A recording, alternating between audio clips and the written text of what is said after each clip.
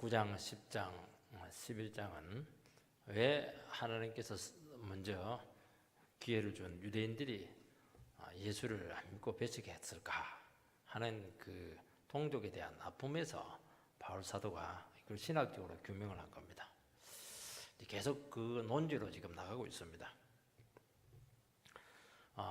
사람들은 이 구원에 대해서 생각할 때 쉽고 단순한 걸 좋아하지 않습니다.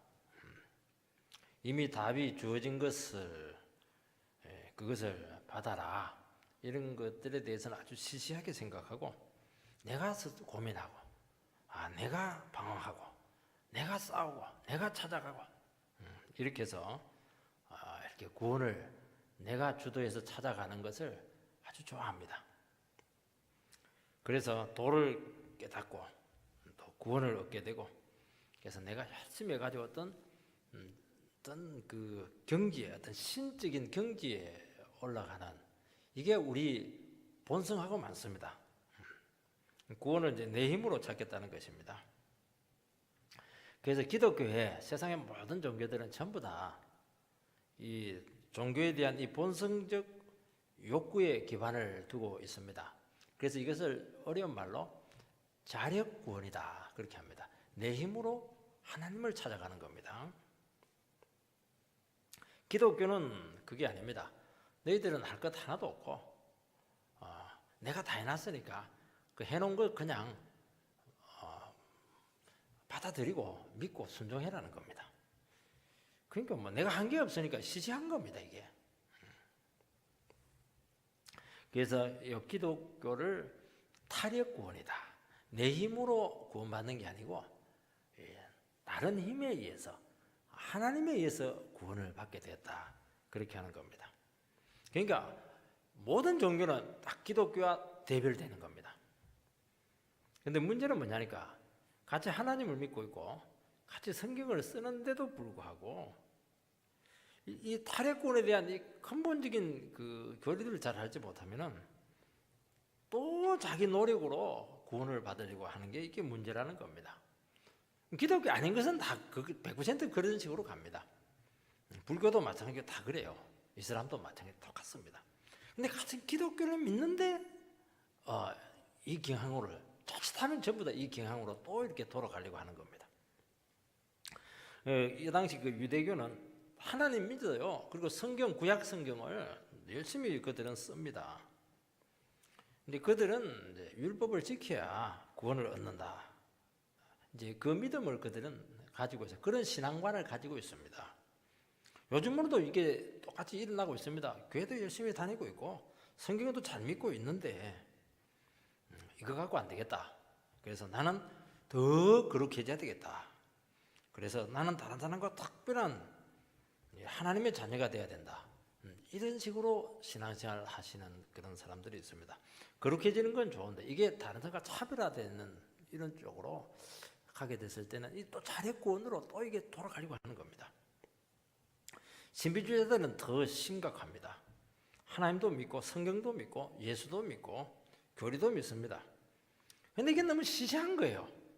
왜냐하면 그냥 주어진 거니까. 그래서 어떻게 하냐니까 자기들만의 어떤 특별한 신을 찾아가는 방법을 개발하고 그 방법을 찾아서 하나님을 만납니다. 그래서 보통 사람들은 알지 못하는 어떤 영적인 세계 속으로 자꾸 들어가기 위해서 얼마나 몸부림을 치는지 모릅니다. 그래서 그 사람들이 쓰는 용어가 뭐냐니까 어떤 깊은 영적인 세계가 있다. 어떤 깊은 기도의 세계가 있다. 깊은 어떤 연계가 있다. 이제 이런 표현들을 많이 쓰는데 그것은 이제 좀 이 자력구원에 대한 이게 시시하니까 뭐가 없는 것 같으니까 자꾸 이런 그 유혹을 받게 되는 겁니다. 이 로마 가톨릭은 이제 성화를 많이 그리지 않습니까? 그림을 많이 그리는데 예수님에 대한 성화는 딱 두 종류로 구별이 됩니다. 하나는 뭐냐니까 마리아가 어린 아기 예수를 안고 있는 겁니다. 또 하나는 뭐냐니까 마리아가 앞에 있고 예수님은 저 공중에 있는 거예요. 저 멀리 떨어져 있는 겁니다. 대개 이 두 가지가 아마 여러분들 머릿속에 이 시간 그려지게 될 겁니다. 왜 그 자기 예수님께서 마리아가 왜 예수님을 안고 있는가? 예수님은 너무 깨끗하고 거룩하기 때문에 죄인들이 가까이 못 가고 성모 마리아, 그래도 깨끗한 성모 마리아를 통해서 예수님께로 가야 된다. 굉장히 복잡하죠 벌써? 그렇게 하는 겁니다. 마리아가 앞에 있고 예수님은 저 공중에 멀리 계신 것은 뭐냐? 예수님은 우리가 너무 차이가 크고 너무 멀리 계시기 때문에 우리 힘으로 못 가고 그래도 엄마가 제일 가까우니까 마리아의 인도를 받아서 그분에게 가야 된다. 그런 식의 어떤 구원관을 그들은 가지고 있습니다. 벌써 이게 복잡한 겁니다. 공중으로 또 올라가면 힘들어요. 그거 간단하지가 않고 어렵습니다. 우리가 오늘 성찬을 했지만은요, 우리하고 다른, 우리는 앉아서 받잖아요. 절대로 가톨릭에서는 그렇게 안 합니다. 무릎 꿇고 탁, 왜냐 예수님의 피니까, 예수님의 살이니까. 우리는 떡이에요. 우리는 포도주입니다. 그 사람들은 정말 살로 믿고 있고 이 피로 믿습니다. 그리고 한 방울도 흘리지 않아요. 얼마나 엄숙한지 모릅니다. 그리고 뭐 성경도 함부로 읽어서는 안 되고 함부로 해석해서도 안 되고 오직 그의 사제를 통해서만 해석을 해야 된다. 그러니까 굉장히 그 하나님께 나가는 게 힘들어요. 어렵습니다. 거기에 비해서 기독교는 정말 쉽고 간단하고 단순합니다. 하나님 찾아갈 필요도 없고 주님 만나기 위해서 뭐 유학 갈 필요도 없고 뭐 그 산을 막 돌아다닐 필요도 없어요. 그냥 말씀 듣고 마음으로 믿으면 됩니다. 정말 간단하지 않습니까? 정말 간단한데 이게 시시한 겁니다. 이게 머리가 좋을 필요도 없고 기도도 어느 정도 해야 된다. 하루에 뭐 서너 시간은 해야 된다. 뭐 그런 조항도 없습니다. 믿는 것도 내가 믿는 것도 아니고 주님이 믿도록 깨우쳐 주시고 도우신다. 이렇게 이야기하는 겁니다. 근데 사람들은 이게 너무 쉽고 좋은 방법인데도 불구하고 너무 시시한 겁니다. 단순한 겁니다. 그래서 이걸 좋아하지가 않습니다. 그 이유가 무엇이냐 하는 것이 오늘 말씀의 핵심이다 하는 겁니다. 그래서 왜 유대인들이 이 예수님을 받아들이고 이 쉬운 방법을 왜 선택하지 않았겠는가? 그래서 이제 구약 성경을 가지고 그럼 구약을 한번 보자. 구약에 정말 너희들의 방법으로 하나님을 믿었는가? 그 너희들이 그렇게 신봉하는 구약 성경을 통해서 한번 우리 구원론을 한번 다시 한번 더 점검해 보자. 그렇게 해서 그들을 지금 구약 성경으로 끌고 가서 하나님의 구원관을 다시 한번 더 근본적으로 점검을 시켜주고 있는 겁니다. 두 가지입니다. 첫 번째는 율법으로 말미암는 의가 있다 하는 겁니다. 바울이 로마서에서 일관되게 주장하는 것은 구원은 행함이 아니고 오직 믿음이다 하는 겁니다. 인간은 본성적으로 행함으로 가게 되어 있습니다. 왜냐하면 행해야 이게 내가 기여한 것이기 때문에 그렇게 하는 겁니다. 내가 수고를 해야 열매를 내가 가질 수 있는 자격을 가지게 되지 않습니까? 가만히 데 갖다 준 거 이게 하면요, 이게 굉장히 찝찝합니다. 이게. 그래서 내가 수고하고 내가 행한 것이 원인이 되어서 결과가 오게 되었다면은 그건 내 공로가 되고 내 자랑이 될 수가 있습니다. 그런데 믿음으로 그냥 은혜로 공짜로 나에게 구원이 왔다. 그러면 내 행위가 들어갈 수 있는 여지가 하나도 없어지게 되는 겁니다. 하나님은 다 하시고 나는 그걸 그대로 수동적으로 받기만 하면 된다 하는 것입니다. 그래서 내가 기여한 것은 없고 내가 잘할 게 하나도 없어지게 된다는 겁니다. 바로 이스라엘이 실패한 이유는 바로 이것을 이해하지 못했기 때문입니다. 하나님께서는 원래는 그게 아니었어요.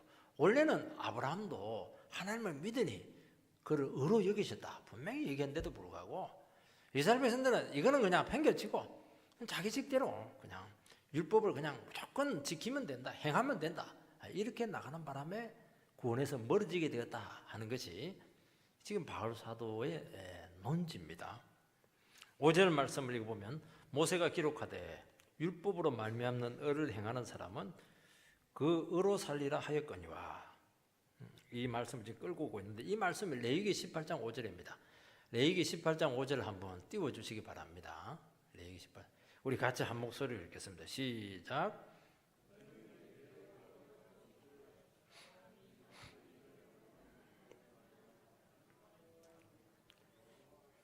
그러니까 이 5절 말씀을 레위기 18장 5절 말씀을 끌고 와서 바울이 그대로 인용한 겁니다. 하나님께서는 모세를 통해서 율법을 주었습니다. 그래서 바울 사도는 하나님이 율법을 지킴으로써 의롭게 된다고 너희들이 지금 믿고 있지 않느냐. 너희들의 스스로의 행위로 하나님 앞에서 의롭게 된다고 하고 있고, 그렇게 할 때 하나님과 바른 관계에 들어간다고 한다. 좋다. 너희들이 그렇게 주장을 하고 있고 성경이 그렇게 구약에도 이렇게 나와 있다는 겁니다.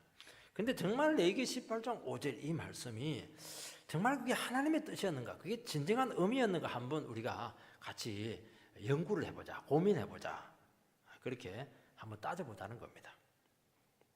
율법이라고 하는 것은 귀한 것이고 하나님께서 주신 것이고 하나님의 명령이고 표준이고 기준입니다. 우리가 하나님 백성이 되고 나서 어떻게 하면 하나님 백성답게 살아갈 것인가 하는 표준으로 하나님께서 우리에게 주었다는 겁니다. 그래서 그 중에서도 제일 근본적인 핵심 원리가 십계명입니다. 그러니까 율법은 하나님께서 마땅히 하나님의 백성으로서 지켜야 될 그런 지침으로서 주신 것입니다. 그래서 율법 안에는 제일 상위법이 이제 십계명이니까 거기에는 하나님의 정신이 들어있고 어떤 근본 원리가 들어있고 율법의 정신이 그 속에 들어있는 겁니다. 이 근본적인 하나님의 정신, 하나님의 의도, 이것이 더 중요한 것이지 어떤 행위 하나하나 그 지키는 그 행위보다도 근본적인 이 정신 원리가 훨씬 더 근본적이다 하는 것을 지금 말씀하고 있습니다. 율법의 근본 정신은 예수님께서 요약을 잘 해놨습니다. 율법의 근본 정신, 십계명의 근본 정신은 무엇입니까? 하나님 사랑해라, 그리고 이웃을 사랑해라. 딱 두 가지입니다. 그런데 우리가 그 결론적인 것이 무엇입니까? 10번째 계명입니다. 욕심을 내지 마라. 탐심의 계명입니다. 탐심의 계명. 그거는 첫 번째 계명하고도 연결이 되고 또 이웃 사랑하고도 연결이 됩니다. 탐심은 우상이다. 하나님하고 대치되지 않습니까? 탐심이 있으면 뭐 어떻게 우리가 살인을 안 하고 다 그렇게 할 수가 있겠습니까? 다 그 탐심에 대한 문제입니다. 그래서 하나님 사랑, 이웃 사랑, 이 탐심에 대한 문제를 주의하라. 이게 뭐냐니까 십계명을 주신 하나님의 마음의 정신이었던 것입니다. 이 출애굽기 20장 2절을 한번 띄워주시기 바랍니다. 같이 한 목소리로 읽겠습니다. 시작.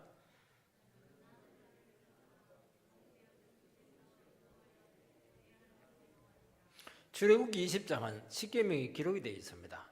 나 외에는 다른 신을 섬기지 마라. 1계명이죠. 그 앞에 20장 2절에 전제의 말씀이 있습니다.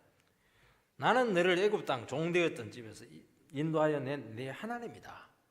내가 너희들에게 큰 은혜를 베풀어서 이렇게 노예에서 구출해 주었기 때문에 너희들은 당연히 이런 식으로 살아라. 이제 그게 십계명의 원리입니다. 어떤 규정을, 법적인 규정을 해놓은 게 아닙니다.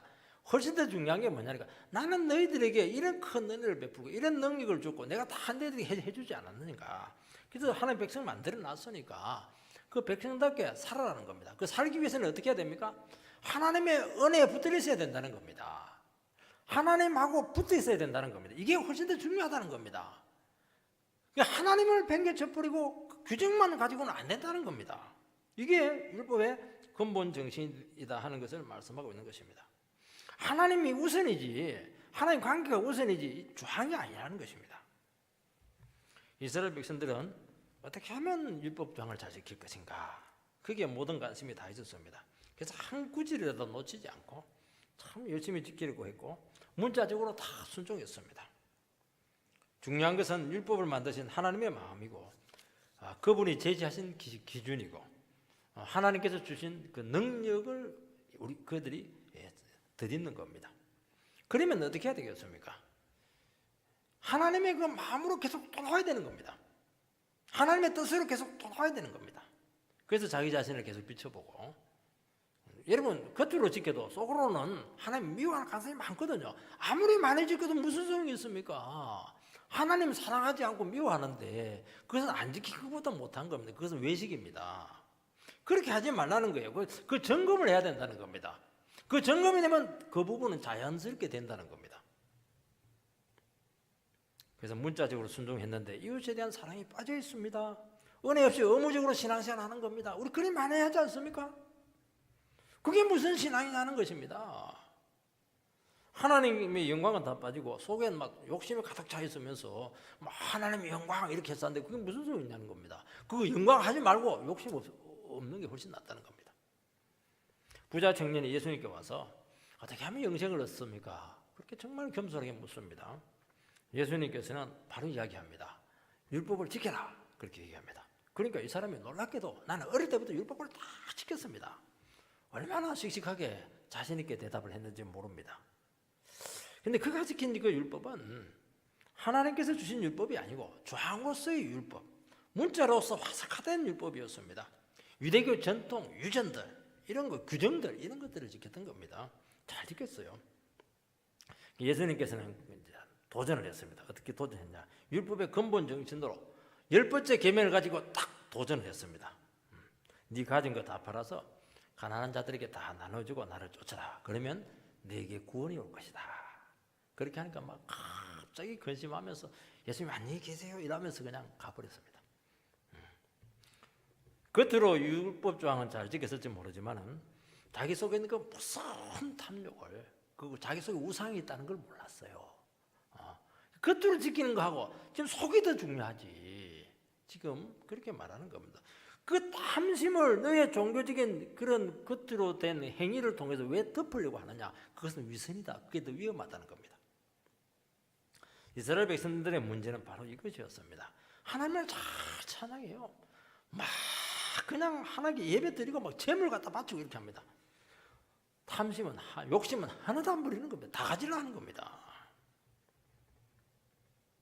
그냥 이기심들 막 전부 다 지금 그 존재 자체를 몰랐던 겁니다. 심지어 어떤 일까지 했냐니까 제5계명이 부모를 공경하는 거 아니겠습니까? 근데 이게 부모를 공경하려면 돈이 많이 들어요. 용돈도 드려야 되고 막 생활비도 드려야 되고 이렇게 하니까.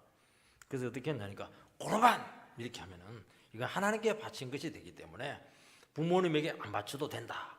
뭐 그런 식으로 이게 하나님을 위해 주는 것처럼 하면서 그냥 부모님 손가락 빨게 만들었던 겁니다. 그런 식으로 이걸 자기 탐심을 아주 하나님의 이름으로 그냥 탐심을 감추어 버리는 겁니다. 하나님 이름을 이용한 겁니다. 그건 아니라는 겁니다. 그게. 여러분 이스라엘 백성들이 끊임없이 하나님 앞에 나가야 되는데 어느 순간부터 바로 이것을 안 했던 것이고 자기 식대로 그냥 자기 식대로 마음껏 해석을 하고 내 편리한대로 그냥 자기 좋은 대로 그렇게 신앙생활을 한 겁니다. 그게 위험한 겁니다. 내 편한 대로 신앙생활을 하는 게 그게 구원이 없는 겁니다. 기독교는 내 편한 대로 하면 하나도 안 되게 되어 있습니다. 전부 다 말씀대로 해야 되는 겁니다. 전부 다 말씀을 갖고 점검을 해야 되는 겁니다. 그래서 어떻게 해야 됩니까? 그 하나님께서 요구하신 그 순종의 자리, 사랑의 자리, 그냥 자기 자신을 깨끗하게 하는 그 자리 대신에 전통을 집어넣고 유전을 집어넣고 행위를 집어넣고 자기의 그 도덕심 이런 것들을 막 집어넣었던 것입니다. 왜 하나님께 못 나갑니까? 하나님께 나가면 다 엉터리거든요. 전부 다 그 위선이거든요. 그냥 눈 가리고 아웅하는 순종밖에 되지 못하거든요. 그게 싫은 겁니다. 그게 싫은 겁니다. 처절하게 실패한 자기 자신의 모습을 직면하기가 싫었던 겁니다. 여러분 인간에게 있어서 제일 어려운 문제가 무엇이냐면은 그 자기를 직시하는 게 제일 어려운 겁니다. 직시를 하려고 하질 않아요. 이 바둑 기사들이 바둑을 두고 나면 꼭 하는 게 있습니다. 뭘 하냐니까 복기를 해요. 뭐 이긴 사람이야 복귀하면 기분이 좋겠죠. 그런데 복귀할 때 보면 진 사람, 바둑 한 번 지는 게 이 사람들은요, 어떤 바둑 기사는 목숨 걸고 뜬다고 하지 않습니까? 여러분들 신앙생활 할 때 그 바둑 기사처럼 한번 목숨 걸고 한번 믿으시기 바랍니다. 바둑 기사도 목숨 걸고 뜬다고 하는데 체중이 쫙 빠진다고 그래요. 그렇게 해서 막 진 겁니다. 얼마나 속이 상해요. 근데 그것도 부족해가지고 앉아가지고 복귀를 하는 거예요. 한번 다 이렇게 다시 한번 또 보는 겁니다. 정말 뼈 아프죠. 그런데 그게 진정한 프로가 되는 길이라고 말씀하고 있는 겁니다. 그러면서 내면적으로 성숙해지는 겁니다. 아파도 어떻게 됩니까? 뚫어지게 바라봐야 되는 겁니다. 아플수록 더 예민하게 들여다봐야 되는 겁니다. 이게 기독교고 이게 뭐냐니까 이게 신앙인 것입니다. 왜냐하면 우리의 실패나 허물과 실수는 이게 우연히 온 것이 아닙니다.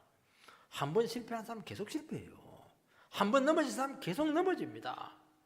한 번 돈 문제로 넘어진 사람은 또 돈 문제로 넘어지고요. 한 번 여자 문제로 넘어진 사람은 또 여자 문제로 넘어집니다. 그거는 틀림없어요. 그걸 직면해가지고 가지고 가가지고 하나님 앞에서 막 그냥 눈이 빠지도록 예민하게 점검을 해가지고 완전히 자기 자신을 수술하지 않으면은 똑같은 일이 반복되기 때문에 그렇게 하는 것입니다. 내 안에 근본적인 문제가 있고 어설프고 미숙한 것이 있다는 겁니다. 이건 못 고치면은 결국에는 미숙한 어린아이로 살아갈 수밖에 없는 겁니다. 이스라엘은 바로 율법의 정신과 하나님의 기준을 어떻게 했습니까? 이게 힘든 거예요. 그래서 어떻게 했냐니까 그냥 기준을 막 낮춰 버렸습니다. 기준 낮춘 게 뭐냐니까 지 생각대로 신앙생활을 하겠다는 겁니다. 내 마음대로 하겠다는 겁니다. 그것도 괜찮아요. 왜냐하면 다른 사람들보다 나으니까. 근데 하나님은 그걸 아무것도 아니라는 겁니다. 하나님 뜻대로 100% 뜻대로 아니면 그건 아무것도 아닙니다. 더 안 좋은 겁니다. 아예. 그 기독교는 100% 하나님의 뜻에 딱 맞아야 됩니다. 거기서 영성이 나오고 거기서 간절함이 나오고 거기서 믿음이 나오고 거기서 기도의 능력이 나오는 겁니다. 기준을 딱 낮춰버리니까 자기는 열심히 하지만 그거는 아무것도 아니에요. 그거는 왜 기준을 낮춰요? 오늘 한국교회가 말씀의 기준을 낮춘 이유는 딱 하나밖에 없는 거예요. 힘들다는 거예요.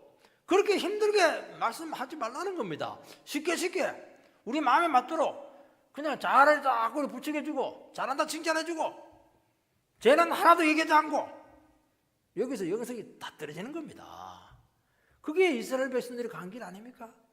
그렇게 하지 말라는 거예요. 힘들더라도 하나님 말씀을 딱 그냥 직면해가지고 구중 들고 수술할 거 수술하고 회개할 거 회개하고 돌이키고 이걸 기독교라는 겁니다. 그게 싫으니까 기준을 딱 낮춰버리는 겁니다. 그거는 기독교가 아닙니다. 자기 수준에서 신앙생활에서 막 자기는 잘 믿는다고 그래요. 만족스러워하면서 막 자랑하면서 다른 사람 비판해가면서 그 아니죠. 얼마나 열심히 신앙생활할지 몰라요. 신바람이 납니다. 하나님 아무 상관없어요. 그거는 뭐 유대인들이 뭐 신앙생활을 못해서 그렇겠습니까? 세계 최고의 신앙심을 가지고 있습니다. 하나님 전부 다 그거 인정 안 했습니다. 기독교는 이게 무슨 겁니다. 5절에 보면 율법으로 말미암는 의가 나옵니다. 이것은 율법을 지킴으로 의로워진다 하는 뜻이 아닙니다. 잘못 해석을 한 겁니다. 하나님께서는 원래부터 우리 인간이 그것을 지켜주다고 일절 기대하지 않았습니다. 그럴 수 있으면 얼마나 좋았겠습니까? 인간의 문제는 내가 아는 것과 행동하고 순종하는 것은 완전히 별개입니다. 안 돼요. 하나님은 행위와 순종과 수고로 하나님의 요구 조건을 이루어드릴 수 없다 하는 걸 다 알고 있었습니다.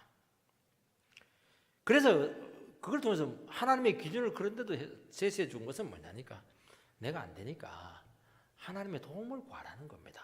하나님 긍휼 불쌍히 여겨달라고 늘 눈물로 기도하라는 겁니다. 이게 영성이에요.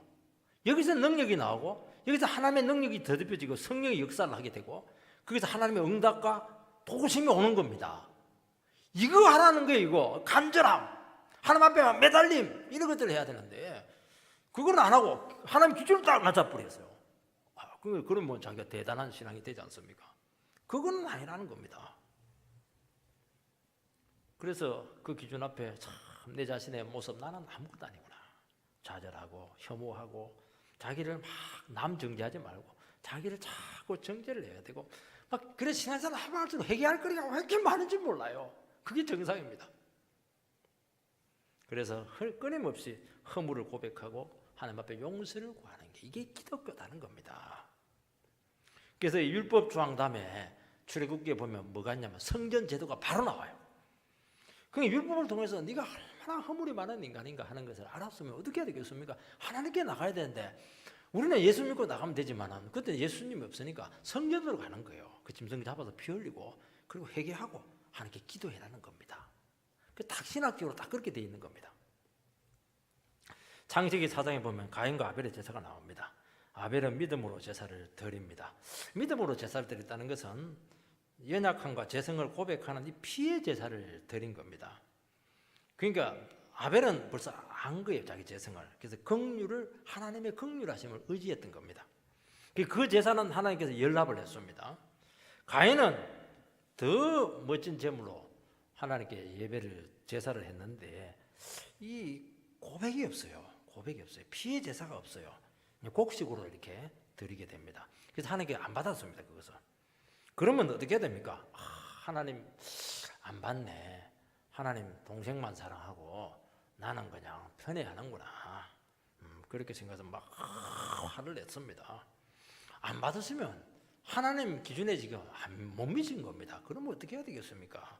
하나님 앞에 가서 물어야죠. 왜 내 재산을 안 받았습니까? 그러면 가르쳐 주거든요. 네 무슨 고백이 있냐? 너 대고백이 있냐?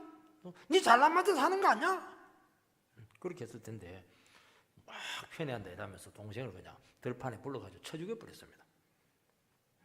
동생을 통해서 동생한테도 물으면 돼요. 동생, 너는 예배를 드리는데 그 은혜가 넘치네. 그 비결이 뭐니? 그러면 동생이 얼마나 잘 가르치겠어요. 형님 사랑하니까. 형님 이렇게 피의 제사를 드리면 돼요. 형님 안 되면 내가 대신 기도해 줄게요. 그러면 되는 겁니다. 막 화를 내면서 그냥 죽여버렸던 겁니다. 그러니까 가인은 신앙생활을 열심히 했지만 무슨 하나님에 대한 사랑이 있습니까? 무슨 동생에 대한 사랑이 있습니까? 욕심은 꽉 차고요. 분노로 막 들끓고 시기심으로 막 넘쳤던 겁니다. 예배 많이 드린다고 해서 사랑이 생기는 게 아닙니다, 이게. 여러분, 이스라엘 백성이 살 수 있는 길은 말씀 앞에 자기를 자꾸 깨뜨리는 겁니다. 내 생각, 내 행위, 내 체험 자꾸 부정해야 됩니다. 하나님은 여러분의 삶을 편안하게 절대로 인도하지 않습니다. 어떻게 해요? 우리를 자꾸 부정하게 하도록, 나를 자꾸 깨뜨리도록 인도하고 있으면 여러분들의 신앙생활을 굉장히 잘하고 있는 겁니다. 저는 지금도 한 주 한 주가 힘들어요. 그냥 넘어가는 주간이 없어요. 그러니까 주의를 지키는 겁니다. 절대로 하나님 우리를 편안하게 안 놔둡니다. 왜냐하니까 우리가 허물이 많기 때문에 그렇게 하는 겁니다. 감사한 줄 아시기 바랍니다. 그러면 주님의 구원이 기다리고 있는 겁니다.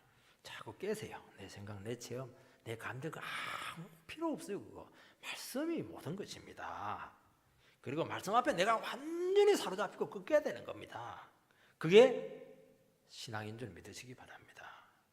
두 번째는 믿음으로 말미암는 너가 있습니다. 6절 7절 보면 믿음으로 말미암는 너는 이같이 말하되 내 마음에 누가 하늘에 올라가겠느냐 하지 말라 하니 올라가겠다 하면 그리스도를 모셔 내리려는 것이요 혹은 누가 무지개에 내려가겠느냐 하지 말라 하니 내려가겠다 하면 그리스도를 죽은 자 가운데서 모셔 올리려는 것이라. 참 어려워요. 그 하늘에 올라가지 마라. 왜냐하면 그거 올라가죠. 예수님을 모시고 내려올 수 없다는 겁니다. 무지개에 지옥 같은데 내려가지 마라. 그 죽어 있는 영혼들 어떻게 네가 살리겠냐? 그 얘기를 하는 겁니다. 너희들 그 고생 그리 하지 말라는 겁니다. 이거는 신명기 30장 11절에서 14절의 인용인데 좀 길기 때문에 제가 읽지는 않겠습니다. 그거는 여기 보면 믿음의 의가 거기에 나온다는 겁니다. 의라고 하는 게 뭐냐니까 의라고 하는 것은 하나님과 바른 관계로 돌아가는 겁니다. 우리가 어릴 때 보면 한두 살 차이 그 형제 간에는 이렇게 말을 서로 막 놓고 지내는 경우가 많습니다. 근데 어느 순간 부모님이 이제 기강을 잡죠. 동생한테 너 형한테 형이라고 해. 이러면 막 굉장히 그 형인 말 나오는 게요. 얼마나 어려운 줄 모릅니다. 왜냐하면 늘 나이 버리고 또 동생은 형 보면 굉장히 만만해요. 또 형들이 또 보면 이게 굉장히 그 기가 약해요. 머리가 좀 나쁘고. 그래서 기 오르려고 하는 겁니다. 같은 레벨에서 놀았는데 부모님이 네 형 인정해. 그리고 형 다음에 너야. 그리고 딱 구별을 시켜요. 물건 살 때도 딱 형 먼저 동생 이렇게 딱 하는 겁니다. 그 비참한 현실을 동생이 받아들이기가 굉장히 어려운 겁니다. 그래도 동생이 형이라고 인정하고 부르지 않으면 이 형과의 관계가 문제가 생길 수밖에 없어요. 그게 의가 아닙니다. 그거는 불의입니다. 이런 경우 관계가 바르지 못하다 그렇게 하는 겁니다. 그래서 형을 형으로 인정해주고 불러주지 않으면 그가 형에게 잘해주기도 하고 숙제도 도와주고 또 공부도 더 잘할 수가 있고 키도 더 클 수도 있어요. 이런 조건이 형을 형으로 인정하고 받아주지 않아도 될 그런 근거가 될 수가 없는 겁니다. 마찬가지예요. 우리가 하나님과 바른 관계가 되려고 하면은 나의 행위, 공로, 체험, 율법 이거 안 되는 겁니다. 아무리 지가 잘해도 안 돼요. 그냥 오직 믿음으로만 가능한 겁니다. 하나님을 믿어야 되는 거예요. 하나님, 나는 인간, 이걸 믿어야 되는 거예요. 이게 바른 거죠, 이게. 믿는다고 하는 것은 믿음의 대상이 중요한 겁니다. 내가 행위로 하나님을 찾아가고 구원을 가지면 내가 중요해. 내가 무슨 행위를 했는가, 내가 무슨 수고를 했는가. 그게 자력 구원이죠. 내가 중요한데 믿음이 돼버리면 내가 믿는 그 대상이 중요해요. 이분이 누구? 이분이 나를 위해서 무엇을 했는가 하는 것이 굉장히 중요한 겁니다. 그래서 하나님을 믿음의 대상으로 삼았으면 하나님이 어떤 분이고 무엇을 했는가 하는 것에 신경을 써야 되는 겁니다. 뭘 했죠? 우리를 사랑하기 위해서 아들을 육신을 입고 이 땅에 오게 하고 죄를 구속하기 위해서 십자가에 달려 죽게 하시고 부활하시고 지금도 살아계셔서 우리의 구원을 이루고 계시는 이 놀라우신 구원의 은총을 주신 분이 하나님이신 것입니다. 그것을 믿고 받아들이는 것이 구원인 것입니다. 예수님께서 오시고 하늘 올라가시고 십자가 다니는데 우리가 한 거 있습니까? 아무것도 없어요. 우리는 한 것은 예수님만 핍박한 것밖에 없어요. 그런데 이제는 핍박하지 말고 나를 사랑했구나 하는 것을 믿고 받아들이는 게 그게 믿음이고 그게 의로운 겁니다. 여러분, 우리의 구원에 있어서 우리가 한 것은 아무것도 없어요. 하나님이 다 했습니다. 그렇게 하신 이유는 한 가지밖에 없어요. 우리가 못하기 때문에 그렇게 하는 겁니다.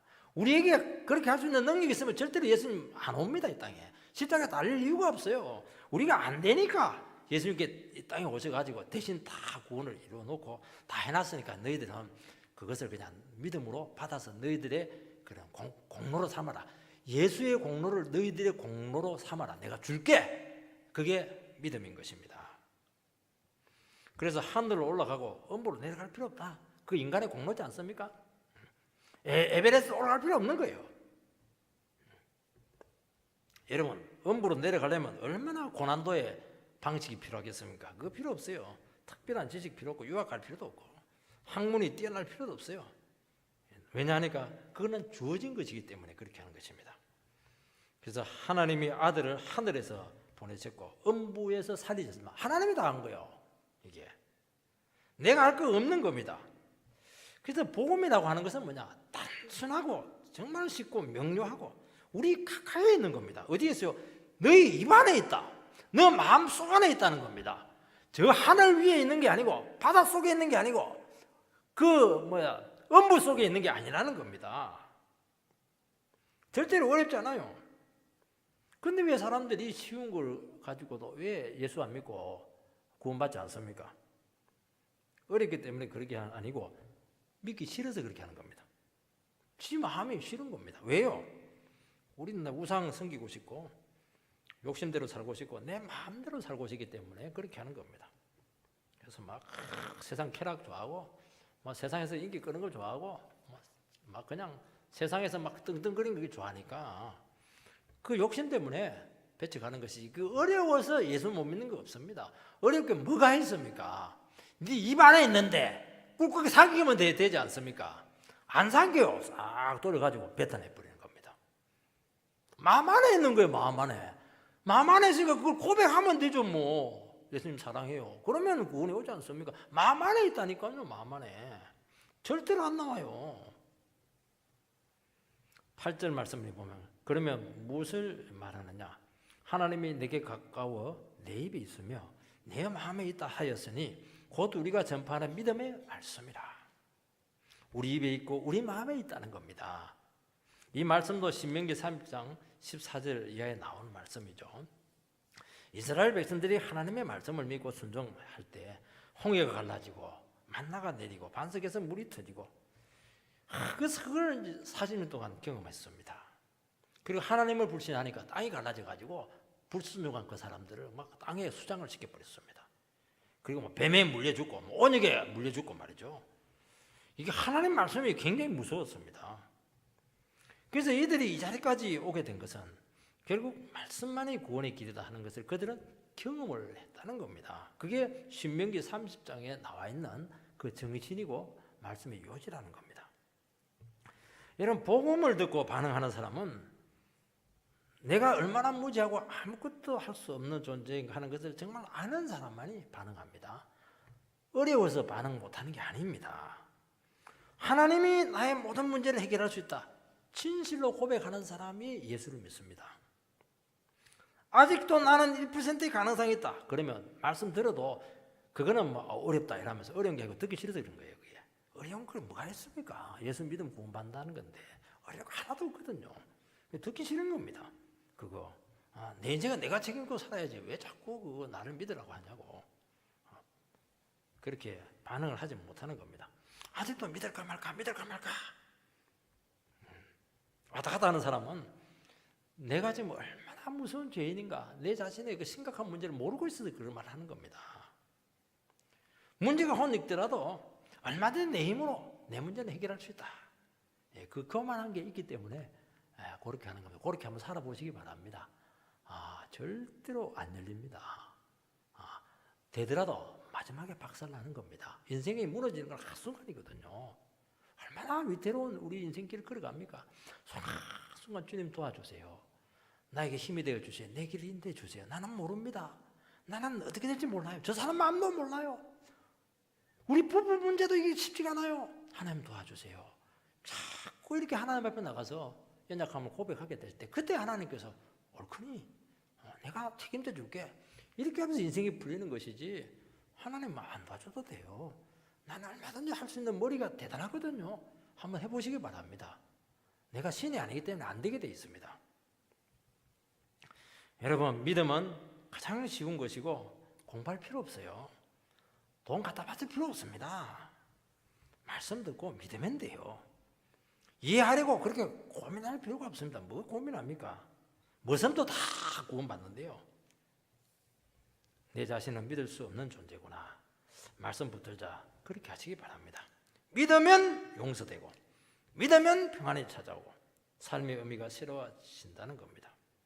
사랑하는 성도 여러분, 아직도 내가 살아있고 아직도 내 행위, 내 수고, 내 생각 이거 붙들고 있으면 물론 살맛은 좀 있을지 몰라요. 그러나 약간 상황만 딱 바뀌고 조금 변수만 생기면요 인생이 휘청휘청 하는 겁니다. 몇 번 휘청하면 팍 쓰러지는 겁니다.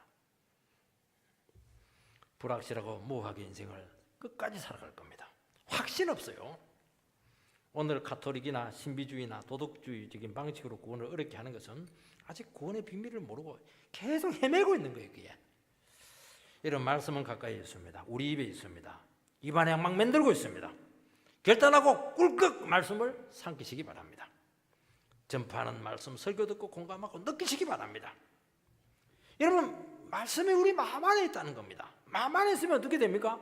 마음 안에 있는 것을 반드시 이렇게 표현하게 되어 있습니다. 말하게 되어 있습니다. 우리가 뜨거우면 찬송으로 막 표현해요. 답답한 게 있으면 기도로 막 표현하게 되어 있습니다.